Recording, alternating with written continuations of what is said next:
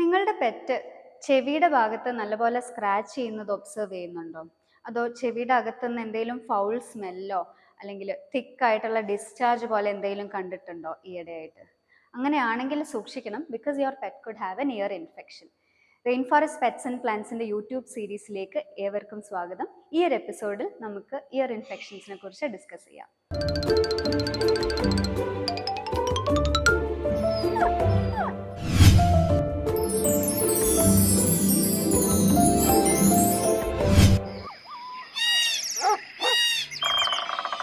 അപ്പോൾ ഒരു year infection suspect ചെയ്യുന്നുണ്ടെങ്കിൽ നിങ്ങൾ ഉടനെ തന്നെ വെറ്റിനറിയനെ കൺസൾട്ട് ചെയ്യേണ്ടതാണ്. കാരണം ഇയർ ഇൻഫെക്ഷൻസ് പല റീസൺസ് കൊണ്ടുണ്ടാവാം. ബാക്ടീരിയൽ, ഫംഗൽ, പിന്നെ ഫ്ലോപ്പി ഇയേഴ്സ് ഉള്ള ബ്രീഡ്സിന് ചിലപ്പം മോയ്സ്ചർ റീറ്റെയിൻ ചെയ്തിട്ടുള്ള ഇൻഫെക്ഷൻസ് ആവാം, ഇവരെ സ്ക്രാച്ച് ചെയ്തിട്ടുള്ള ഇഞ്ചുറീസ് ആവാം, അല്ലെങ്കിൽ ഓറൽ ഹെമറ്റോമ എന്ന് പറഞ്ഞിട്ടൊരു കണ്ടീഷൻ ഉണ്ട്, ചെവിയുടെ ആ ഫ്ലാപ്പ് മാത്രം വീർത്ത് വരുന്ന, അങ്ങനെ ആവാം. പിന്നെ ചെവിയുടെ അകത്ത് താമസിക്കുന്ന ഒരു മൈറ്റ് എന്ന് പറഞ്ഞ ഇയർ മൈറ്റ് എന്ന് പറഞ്ഞൊരു ഓർഗാനിസം ഉണ്ട്, അതാവാം.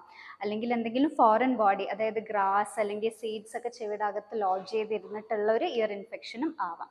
അപ്പോൾ എന്ത് തന്നെയായാലും റൂട്ട് കോസ് ഐഡൻറ്റിഫൈ ചെയ്തിട്ട് തന്നെ വേണം നമ്മളതിനെ ട്രീറ്റ് ചെയ്യാനായിട്ട്. അപ്പോൾ എപ്പോഴും വെറ്ററിനറിയനെ കൺസൾട്ട് ചെയ്യാം. പോരാതെ തന്നെ നമ്മൾ റുട്ടീനായിട്ട് ഇയർ ക്ലീനിങ് ചെയ്തില്ലെങ്കിൽ ആ വാക്സ് നിലനിന്നിട്ട് തന്നെ ഒരു ഇൻഫെക്ഷൻ വരാൻ വരെ ചാൻസസ് ഉണ്ട്. അപ്പോൾ വെറ്റ് എപ്പോഴും കൺസൾട്ട് ചെയ്യുമ്പോൾ ചെവിയുടെ അകത്ത് ഒരു ഓട്ടോസ്കോപ്പ് എന്ന് പറഞ്ഞൊരു ഇൻസ്ട്രുമെൻറ്റ് വെച്ച് നോക്കുന്നുണ്ടാവും, അല്ലെങ്കിൽ ഒരു ഇയർ സ്വാബ് എടുത്തിട്ട് അത് സ്റ്റെയിൻ ചെയ്ത് മൈക്രോസ്കോപ്പിലും നോക്കിയിട്ട് എന്ത് ഓർഗാനിസമാണ് കോസ് ചെയ്യുന്നത് എന്നും നോക്കാം. എന്നിട്ട് ട്രീറ്റ്മെൻറ്റ് അതിനനുസരിച്ചായിരിക്കും. പക്ഷേ ഇവിടെ ഒരു പ്രോബ്ലം എന്താണെന്ന് വെച്ച് കഴിഞ്ഞാൽ ഇയർ ഇൻഫെക്ഷൻസിന് മിക്കവാറും ട്രീറ്റ്മെൻറ്റ്സ് ഇയർ ഡ്രോപ്സ് ആയിരിക്കും. അപ്പോൾ അത് മിക്ക പെറ്റ്സിലും കണ്ടുവരുന്ന ഒരു പ്രോബ്ലമാണിത്.